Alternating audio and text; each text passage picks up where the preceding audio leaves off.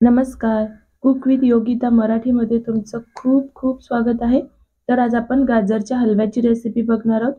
तर आता गाजर संपायला आले आहेत, तर म्हटलं चला शेवटचा आपण आज गाजरचा हलवा बनवून घेऊया.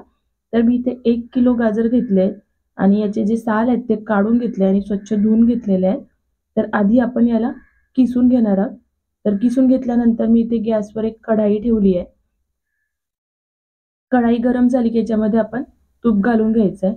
तर मी इथे 2 चमचे तूप घालून घेते. तर बाकी कुठल्याही हलव्यापेक्षा गाजरच्या हलव्याला तूप अगदी कमी लागतं. तर बघा तूप छान गरम झालं की आपण हे किसून घेतलेला गाजर याच्यामध्ये घालून घ्यायचा आहे. तर हा सगळा गाजरचा किस मी याच्यामध्ये घालून घेणार आहे.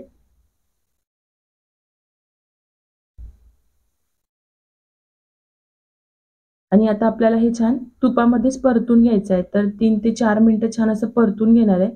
तर इथे बघू शकता जसं-जसं आपण परतू तसा-तसा याचा कलर जो आहे तो चेंज होत राहील.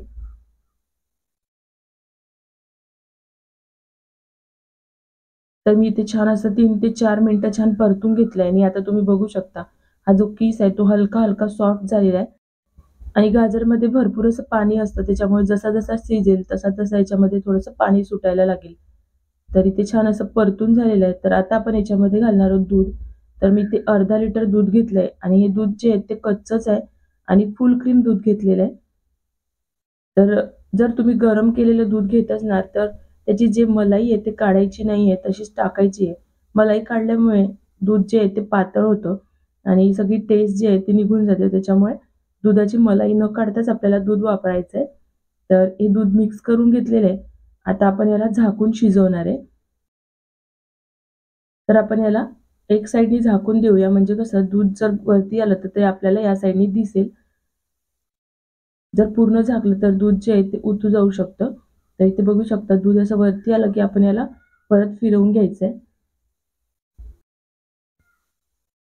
आणि आता परत आपल्याला शिजवून घ्यायचंय. तर दूध पूर्ण आटेपर्यंत शिजवून घ्यायचंय. तर इथे बघू शकता दूध आपलं भरपूर प्रमाणात आटलेलं आहे आणि याचा कलर तुम्हाला आता पांढरा दिसत असेल, पण आपण याच्यामध्ये साखर टाकू तर याचा कलर चेंज होईल. तर इथे बघू शकता थोडंसं अजून दूध आहे याच्यामध्ये, पण ते नंतरही आटेल. तर आता आपण याच्यामध्ये साखर घालून घेणार आहोत. तर मी इथे 1 किलो गाजर घेतले होते, त्यासाठी मी इथे 200 ग्रॅम साखर घेतली आहे. तर तुम्हाला जर कमी वाटत असेल, तर तुम्ही तुमच्या हिशोबाने थोडी वाढवू सुद्धा शकता. पण हा मीडियम गोड होतो. तर मी 200 ग्रामच साखर घेतलेली आहे आणि आता याला छान असं मिक्स करून घेऊया.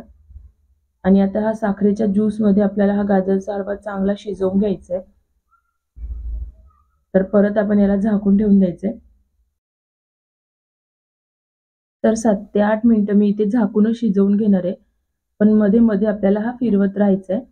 तर इथे बघू शकता, मस्त हा मीडियम गॅसवर मी शिजवून घेतलेला आहे आणि अजूनही थोडंसं तुम्हाला ओलसर दिसत असेल, पण आता आपण याला उघडं ठेवूनच शिजवून घ्यायचं आहे. म्हणजे हा जे पाणी आहे ते सगळं आटून जाईल.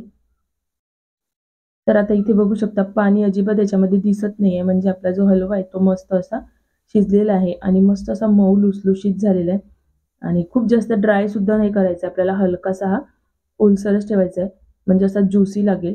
तर शेवटी आपण याच्यामध्ये इलायचीचं पावडर घालून घेतलेलं आहे आणि काही ड्रायफ्रुट्स घेतले मी याच्यामध्ये. 1 चमचा तुपामध्ये याला परतून घेतलं होतं. तर तुपामध्ये परतून घेतल्यानंतर याची चव खूप छान लागते आणि शेवटी परत 1 चमचा मी तूप घालून घेतलंय. तर शेवटी 1 चमचा तूप घातल्याने याला मस्त कलर येईल, म्हणजे शायनिंग येईल आपल्या गाजरच्या हलव्यावर. तर परत याला छान असं परतून घ्यायचंय. तर याच्यामध्ये वेगळं काही नाही. आपण जो नेहमी बनवतो किंवा आपले आई वगैरे जे बनवायचे आधी, अगदी तसाच बनवलेला आहे. कारण आता भरपूर वेगवेगळ्या पद्धती आलेल्या आहेत गाजरचा हलवा बनवायचे. म्हणजे अगदी अख्खे-अख्खे गाजर घेऊन कुकरमध्ये सुद्धा शिजवतात. पण जी पारंपरिक आपली पद्धत असते ना, त्याची चव काही वेगळीच असते. तर मी आपल्या पारंपरिक पद्धतीनेच बनवलेला आहे. तर अगदी मस्तच झालेला आहे. खायला सुद्धा खूप छान लागतो. तर रेसिपी कशी वाटली मला कमेंट बॉक्समध्ये नक्की सांगा. आणि अगदी थोडी जरी आवडली असेल, तर प्लीज व्हिडिओला लाईक नक्की करा आणि सोबतच चॅनलला सबस्क्राईब सुद्धा करा. तर भेटूया अशाच नवनवीन रेसिपींसोबत. Bye bye. Take care.